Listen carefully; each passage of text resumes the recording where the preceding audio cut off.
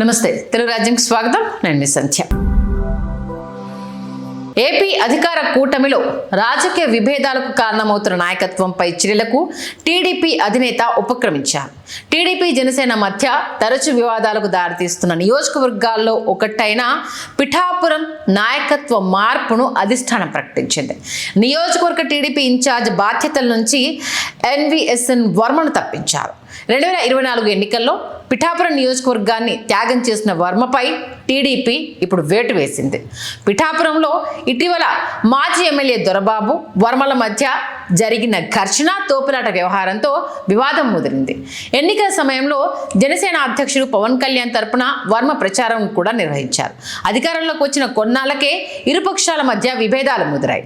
ప్రభుత్వ కార్యక్రమాల్లో ముఖ్యమంత్రి ఫోటోలు పెట్టడం లేదని, టీడీపీ నాయకులకు ప్రభుత్వ కార్యాలయాల్లో పనులు చేయడం లేదని, తగిన గుర్తింపు గౌరవం ఇవ్వడం లేదని మాజీ ఎమ్మెల్యే వర్మ పలుమార్లు బహిరంగ విమర్శలు చేశారు.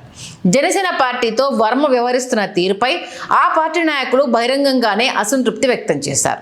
దాదాపు ఏడాదిన్నర నుంచి ఇరు వర్గాల మధ్య వివాదం నలుగుతోంది.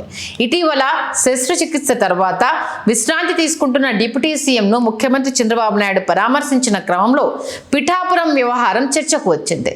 వర్మ వ్యవహార శైలితో తమకు చిక్కులు ఎదురవుతున్నాయని పవన్ సీఎంకు ఫిర్యాదు చేసినట్టుగా తెలుస్తోంది. కూటమి బంధానికి బీటలు వారేలా ఎవరు వ్యవహరించినా ఉపేక్షించేది లేదని పలుమార్లు టీడీపీ అధ్యక్షుడు చంద్రబాబు నాయుడు హెచ్చరించినా ఫలితం లేకపోయింది. జనసేన అధికారంలో ఉన్న నియోజకవర్గాల్లో ఫ్లెక్సీలు, కుర్చీల కోసం విభేదాలకు కారణమవుతున్న నాయకత్వంపై టీడీపీ అధిష్టానం చర్యలు ప్రారంభించింది. పిఠాపురం నియోజకవర్గానికి జనసేన అధ్యక్షుడు పవన్ కళ్యాణ్ ప్రాతినిధ్యం వహిస్తుండటంతో అక్కడ ఎలాంటి ఇబ్బందులు రాకుండా నియోజకవర్గ ఇన్ఛార్జ్ మార్పుకు సిద్ధమైంది. పిఠాపురం నియోజకవర్గానికి ఇన్ఛార్జ్ స్థానంలో జనసేనతో సమన్వయం చేసుకోవడానికి కమిటీని ఏర్పాటు చేయబోతున్నారు.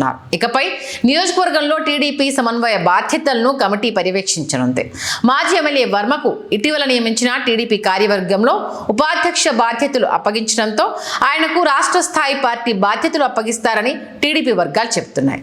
తాజా పరిణామాలపై మాజీ ఎమ్మెల్యే వర్మ ఎలా స్పందిస్తారనేది ఆసక్తికరంగా మారింది. హలో, తెలుగు రాజ్యం ఛానల్ చూస్తున్నారా? సామాజిక, రాజకీయ, జీవన చిత్రణే తెలుగు రాజ్యం. అతిశయోక్తులు, అసత్యాలు ఉండవు. రాజకీయ కోణం కాదు, ప్రజా కోణమే కొలబద్ద. తెలుగు రాజ్యం వీక్షణ మీ ఉత్తమ అభిరుచికి నిదర్శనం.